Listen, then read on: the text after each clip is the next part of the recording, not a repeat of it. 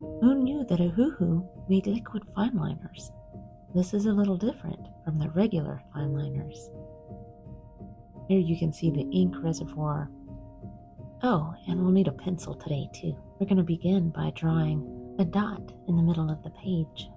And from that dot, we're going to draw a big teardrop or a flux shape. We're going to curve it around and then move it back into a point. Drawing very lightly here. Next, we're going to draw 2 semicircles on each side of that flux.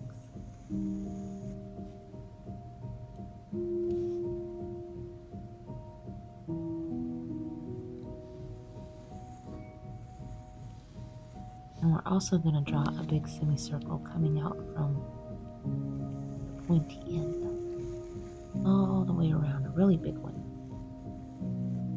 And maybe we'll put one more flux shape in there. And now that we have our basic shape, we're going to take a fine liner and we're going to ink in those shapes. I chose a 0.5 fine liner here. When we outline fins, we're going to make the edges kind of wiggly, pointy, wavy, curvy, however you want to think about that. We're not going to make it straight around. We're going to give it a little movement. And then we'll do the same thing to the other fin. We'll pull the shape straight out away from the body. And then when we get to the edge, we'll begin to curve and wiggle that line to give it some movement and some flow.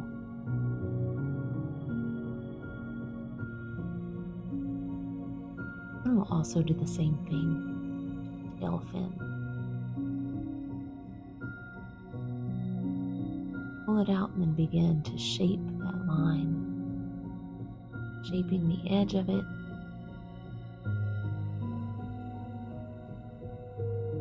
You can make them wiggly and curvy, or you can begin to point those edges.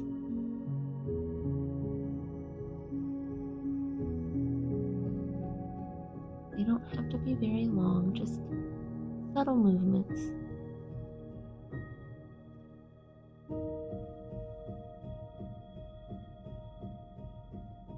You can move them inside that guideline and outside the guideline. The pencil mark is just there as a guide, keeping you on track.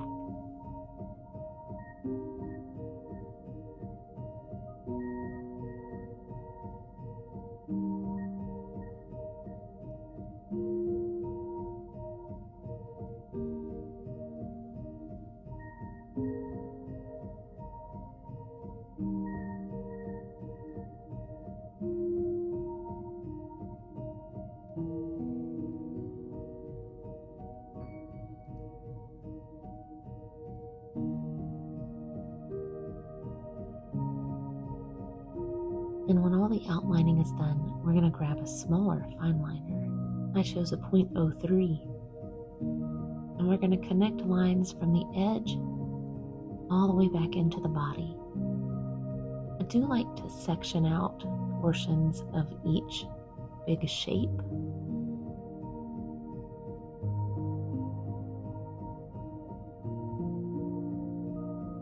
And then we draw one line after the other, making sure to leave a little space between them toward the edge. They can move out from a center point, or you can start them anywhere along a line. I like to watch how the edge moves and move my lines in the direction of the way the edge moves. And I know that sounds weird, and it is a little bit hard to explain, but I generally look at the direction of the points on the edge.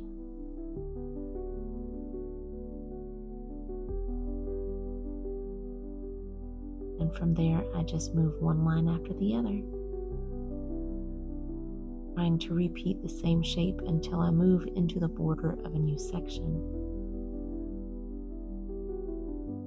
I always like to section out the edges of the fins.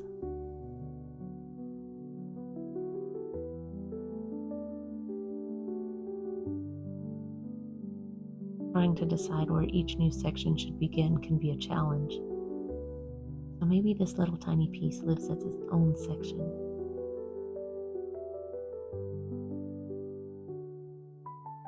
And we're going to use this repetition for each large semicircle that we've made. Just dragging out one line after another. They don't have to be straight. They can wiggle and move and be wavy and change directions. They don't all have to be the same.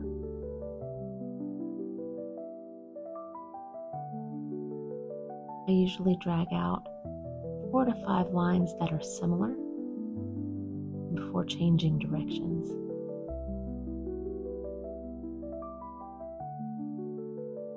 Again, always watching the direction of the edges.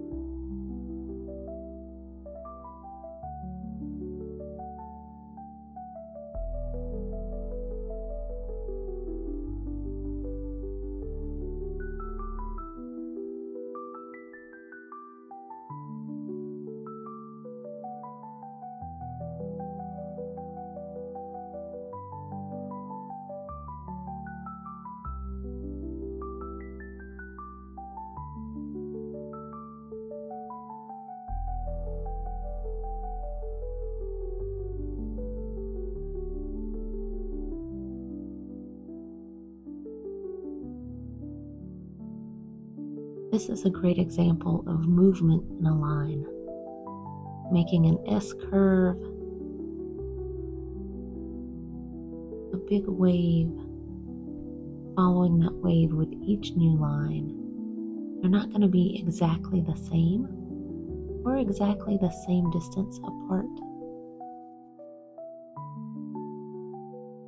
but it's going to create some movement in the tail.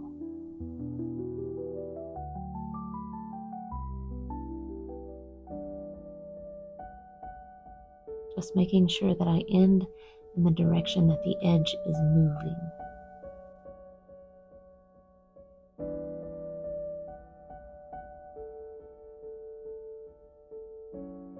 I will often section out pieces ahead of time.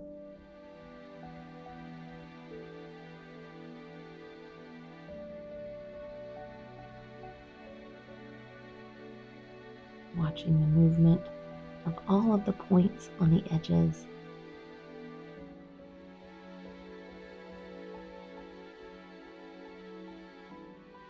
I'll drag in a few smaller sections.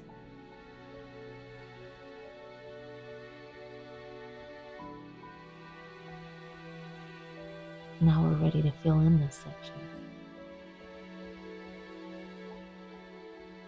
I'll usually trace that border line a few times.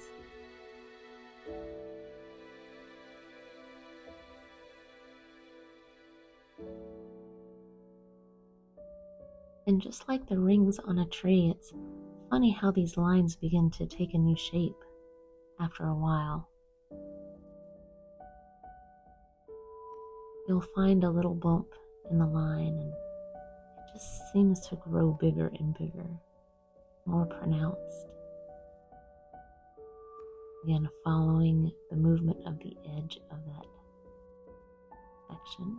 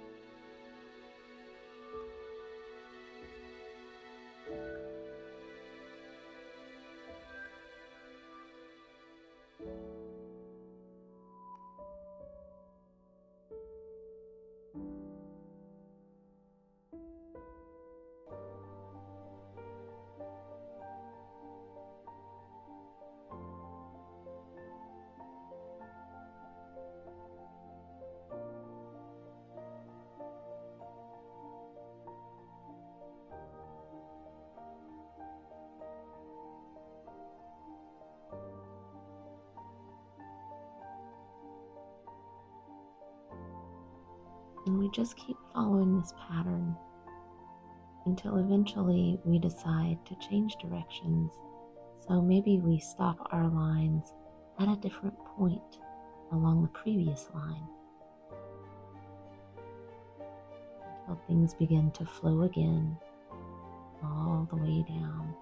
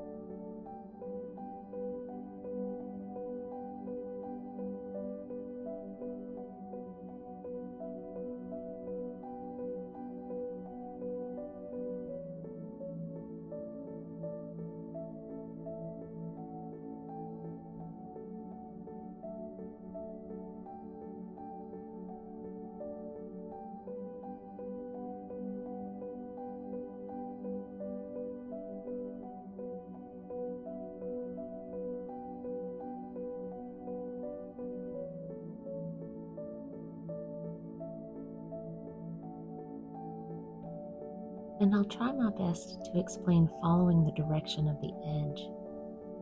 I always follow along the beginning line, and then as those pointy parts move direction, it will affect the direction of the line that I'm drawing. So we have this little point that moves toward the left. So my line is going to curve left. It's going to meet the line before it. And then eventually it'll pick back up somewhere to follow the previous shape.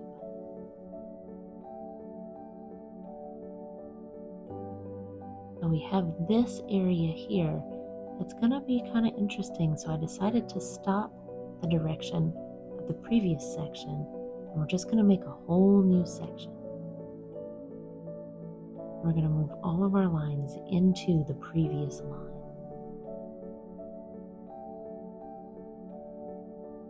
Creating a little frill. And again, we have this strange point right here, so it is going to become its own section.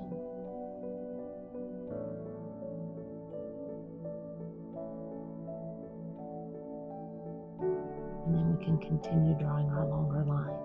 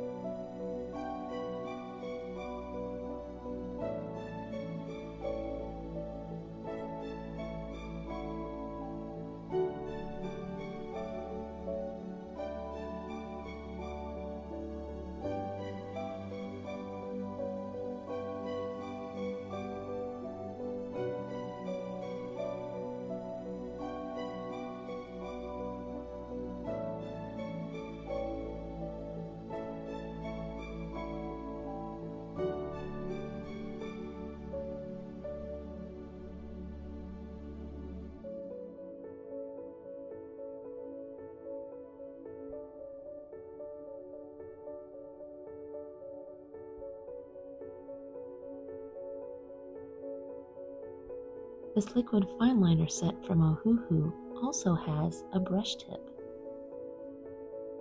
So we're going to fill in the body using this brush tip. And it says liquid fine liner for a reason. They are very liquid. Because we're using this shiny paper, we want to make sure to give it time to dry.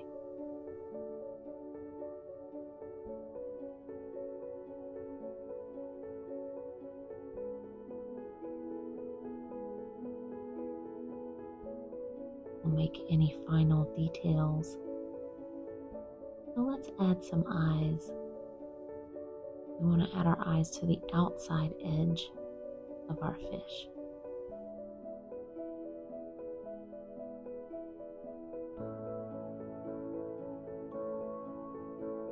I'm never really great at the body part of the fish.